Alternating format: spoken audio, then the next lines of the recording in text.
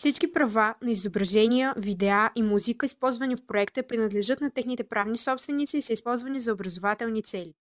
Около 71% от повърхността на планетата Земя е заета от вода, главно в океаните и други по-малки водни басейни. За опазването на околната среда отговарят редица институции, организации, управлявани от учени и експерти. Това са хора като мен, като вас, обикновени човешки същества, единствените мислещи същества, при които има обособени два горни крайника – ръце, които определят движенията ни въз основа на изпратените до мозъка импулси. Научно погледнато, ръката е част от тялото, за чието значение някои философи и психолози могат да развиват теории с часове. За хората на изкуството ръката е създател, за глухонемите тя е средство за комуникация. Мотиката, попаднала в ръцете на селянина, е начинът му за прехрана.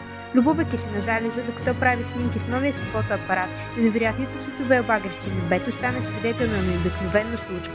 Младеж, придружаван от приятелката си, разхождайки се по крайбрежието, спря и изхвърли букулка си в морето. Пластмасова бутилка, която стана причината за смъртта на един тюлен монах. Появи се на повърхността по същото време, въпреки че е обявен за изчезнал от дълбините на Черно море в края на 20 век. Животинчето погълна бутилката, мислейки я за храна. След няколко секунди то остана неподвижно. Камених се от видяното. Прибрах се дома, изтрих всички снимки, направени същия ден, продадох фотоапарата и забравих за фотографията. Случката ми доказва, че човеците не оценяват какво имат и не полагат усилия да го запазят. Сами вредим на себе си. Какви егоисти сме се превърнали. Пленени от технологиите сме забравили за истинското и същественото в живота. Все пак аз вярвам, че всяка история трябва да има щастлив край.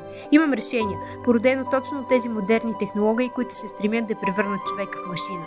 Иновационен робот Еко почиства 25 квадрата суша за 50 минути, задвижван от слънчева енергия. Изработката му струва 39 евро. Ако си представим, че Земята е сърцето на слънчевата система, а морето нейната кръв, може ли сърцето да функционира без кръв?